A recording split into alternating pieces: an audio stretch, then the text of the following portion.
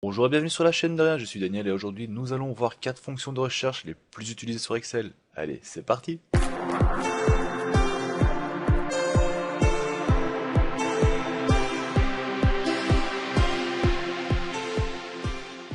Première fonction que nous allons voir, c'est la fonction recherche. Cette fonction est très simple à utiliser et souvent utilisée pour quand nous avons besoin de faire des recherches dans une seule ligne. Et elle va donner donc le résultat d'une seule ligne ou d'une colonne. C'est-à-dire on va faire ici une recherche et il va nous donner l'information qui se trouve sur la colonne qu'on a choisie sur la même ligne. Donc ici si je marque Daniel, donc la valeur rechercher, et on va faire donc la formule est égale à recherche, valeur recherchée Daniel, vecteur de recherche, donc où est-ce qu'il va chercher l'information, c'est ici dedans, dans le tableau ici dedans, et le résultat que je veux qu'il me donne, c'est qui se trouve ici. Et là, on le ferme, et là on obtient l'âge, donc on obtient 33.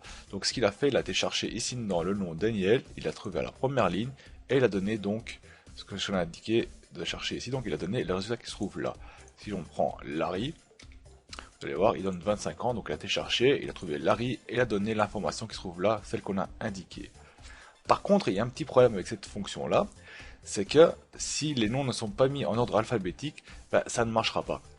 Ça veut dire que si je fais Bob, il va me donner une erreur, il va me dire il ne le trouve pas Bob. Si je mets Marie, il va m'indiquer 22, il va dire qu'il se trouve là. Et pour pallier ce problème-là, il faut le mettre donc en ordre alphabétique. Donc si je fais là, je fais un tri de A à Z, je dis oui, éteindre la sélection. Voilà.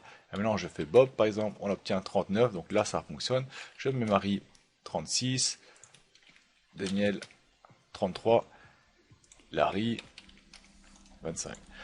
Donc ça c'est un peu le désavantage de cette fonction, c'est que toi, cette liste de ce qu'il va chercher doit toujours être en ordre alphabétique, donc toujours être trié. C'est assez pratique si nous avons donc des numéros d'articles qui se suivent l'un après l'autre, donc 1, 2, 3, 4, 5, pour trouver donc l'information besoin. La seconde fonction est la fonction recherche V qui est la plus connue et la plus utilisée. Dans cette fonction, on va rechercher une valeur dans la partie gauche de la zone de recherche et on va donner un résultat selon la ligne de colonne indiquée. Ça veut dire que nous allons chercher un résultat, donc le résultat va se trouver là, on va rechercher dans une plage de données qui se trouve là, mais il va chercher le résultat qui est là, donc on va rechercher le critère dans la partie la plus à gauche de notre sélection. Donc si on sélectionne ça, eh ben, il va chercher uniquement là, donc on a fait en sorte qu'ici est les noms des villes et non les noms mêmes. Donc si ici on va indiquer un nom, il va chercher ici, dès qu'il a trouvé, on va indiquer quel résultat on veut, dans quelle colonne se trouve notre résultat. On va dire, se trouve dans la colonne 1, 2 ou 3. Si on veut l'âge, on donne la colonne 3. Si on veut la ville, on donne la colonne 2. On va faire Daniel, on va faire est égal à recherche, le V. Le résultat recherché est celle-ci, où se trouve notre recherche, là. Et on veut obtenir l'information, donc l'âge. Et on veut un résultat exact, on indique 0 ou vrai. Et là, on obtient donc l'âge 33. Là, si je change en Bob, sans problème, donc il ne faut pas trier, ça c'est l'avantage avec la recherche V, c'est qu'il ne faut pas trier, on peut avoir les noms en désordre, ça marche aussi. Par contre il faut garder en mémoire qu'une recherche V, donc on va donc chercher dans une plage de données ce qui se trouve là, et on peut seulement indiquer les informations qui se trouvent à la droite de ce qu'on recherche. On ne peut pas aller en arrière ni rien, donc toujours aller d'une seule direction on peut aller. Donc l'avantage ici, c'est quand si on veut avoir la colonne 2, ce qui donne l'information colonne 2, c'est très simple, on change seulement la valeur en 2 et on obtient donc la ville directement. Donc on ne doit pas aller resélectionner tout ça, non, on a déjà déterminé la zone de recherche, on dit simplement quelle colonne on veut avoir à partir d'une recherche. La troisième fonction est en fait une combinaison de deux fonctions, qui est la fonction index et la fonction equif, qui veut dire en fait équivaut. La fonction index va demander d'afficher le résultat dans une plage de données à un endroit précis. On va donc devoir indiquer sur quelle ligne se trouve notre information recherchée et aussi dans quelle colonne se trouve. C'est pourquoi on va devoir utiliser une deuxième fonction qui est la fonction équivaut qui va nous déterminer, dire voilà, l'information qu'on cherche ici se trouve sur telle ligne 1, 2, 3 ou 4 sur une certaine ligne. Puis nous allons devoir indiquer quelle information on veut. On veut l'information qui se trouve sur la première colonne, deuxième colonne, troisième colonne. Une fonction de recherche, on va d'abord chercher Daniel.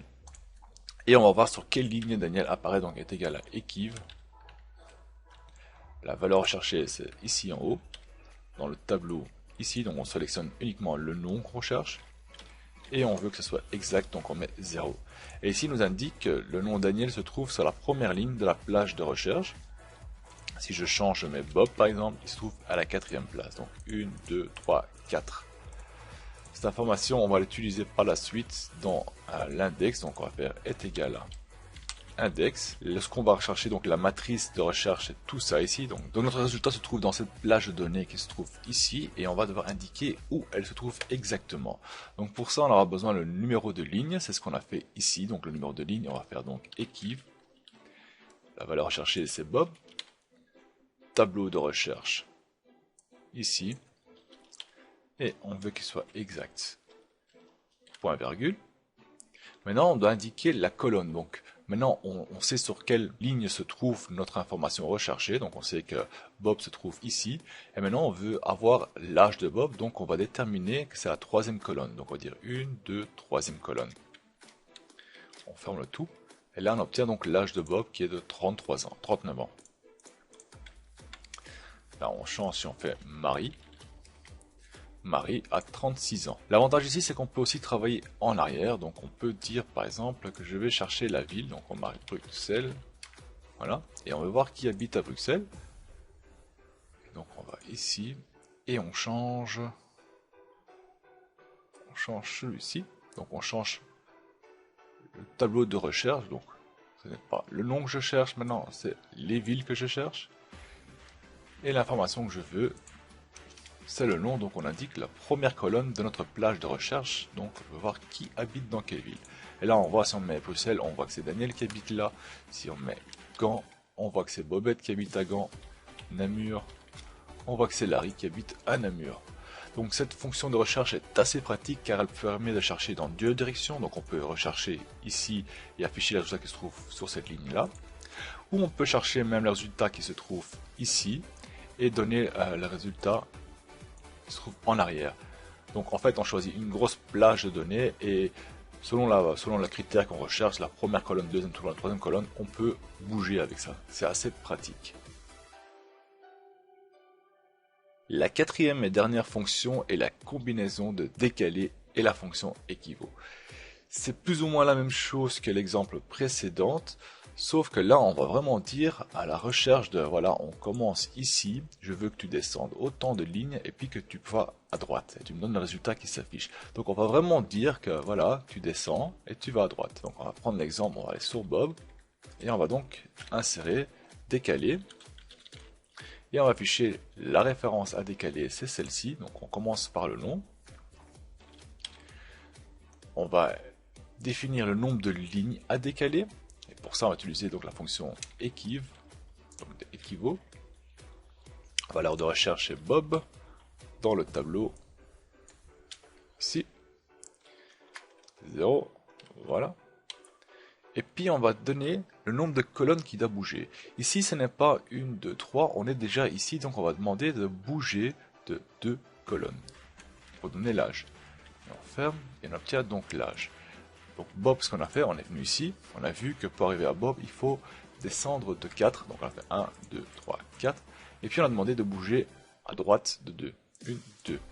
Et voici donc le résultat qu'on a reçu. Voilà, faites-moi savoir dans les commentaires quelle de ces fonctions vous utilisez le plus ou quelle autre fonction de recherche vous utilisez. Allez, partagez-le avec nous et on se voit dans une prochaine vidéo. Salut tout le monde!